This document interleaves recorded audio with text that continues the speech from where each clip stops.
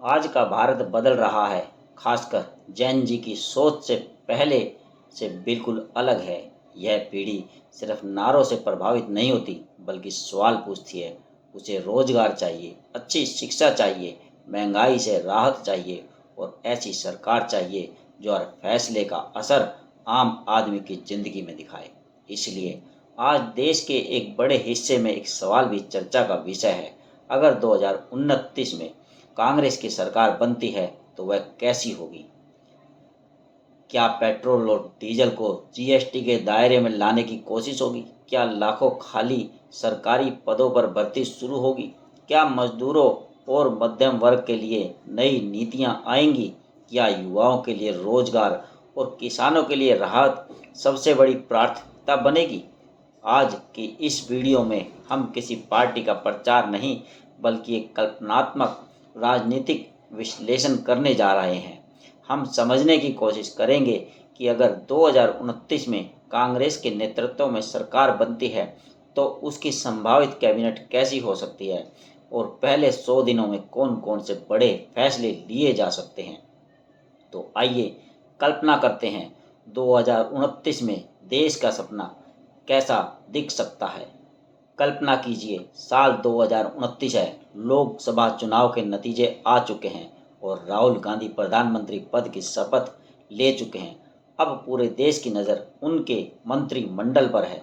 कौन संभालेगा देश की सुरक्षा, कौन चलाएगा अर्थव्यवस्था, कौन तय करेगा विदेश नीति। आइए देखते हैं एक संभावित कैबिनेट। अगर राहुल गांधी प्रधानमंत्री बनते हैं तो उनकी सबसे बड़ी चुनौती होगी रोजगार, महंगाई, किसानों की आय, शिक्षा और स्वास्थ्य पर काम करना। साथ ही उन्हें गठबंधन सरकार होने की स्थिति में सभी सहयोगी दलों के साथ तालमेल भी बनाए रखना होगा। गृह मंत्री प्रियंका गांधी वाड्रा। अगर प्रियंका गांधी को गृह मंत्रालय दिया जाता है तो यह सरकार का सबसे बड़ा राजनीतिक संदेश होगा। प्रियंका गांधी अपनी जनसभाओं, संगठन संहिता और सीधे संवाद के लिए जानी जाती हैं। गृह मंत्रालय में कानून व्यवस्था, आंतरिक सुरक्षा और राज्यों के साथ समन्वय जैसी बड़ी जिम्मेदारी होती है। रक्षा मंत्री डी.के. शिवकुमार। डी.के. शिवकुमार को कांग्रेस का संकट मोचक कहा जाता है। कर्नाटक की राजनीति में उन्होंने कई कठिन परिस्थितियों में पार्टी को संभाला। समर्थकों का मानना है कि उनका संगठनात्मक अनुभव उन्हें बड़ी जिम्मेदारी के लिए उपयुक्त बना सकता है। हालांकि रक्षा मंत्रालय के लिए अंतिम फैसला प्रधानमंत्री का ही होगा।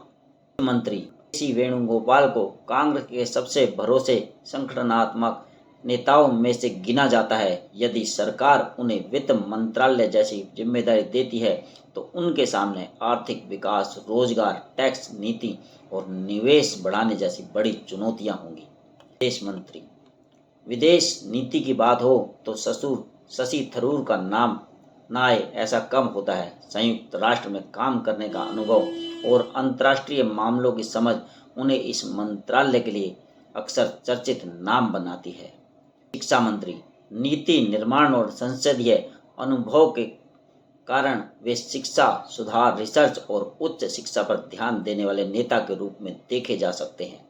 कृषि मंत्री सचिन पायलट। युवा नेतृत्व और प्रशासनिक अनुभव के कारण सचिन पायलट को भी कृषि मंत्रालय जैसी बड़ी जिम्मेदारी दी जा सकती है। तो यह किसी आधिकारिक सूची का दावा नहीं, यह केवल एक राजनीतिक विश्लेषण है कि अगर 2029 में राहुल गांधी के नेतृत्व में सरकार बनती है तो किन नेताओं को महत्वपूर्ण मंत्रालय मिल सकते हैं। असली फैसला चुनाव परिणाम, गठबंधन की राजनीति और प्रधानमंत्री के निर्णय पर निर्भर करेगा। अब आप बताइए, अगर 2029 में कांग्रेस की सरकार बनती है तो गृह मंत्री, रक्षा मंत्री, वित्त मंत्री किसे बनाया जाए? अपनी राय कमेंट में जरूर बताएं। लिखिए, यह स्क्रिप्ट दर्शकों को यह स्पष्ट बताती है कि यह संभावित कैबिनेट का विश्लेषण है, न कि भविष्यवाणी या पुष्टि।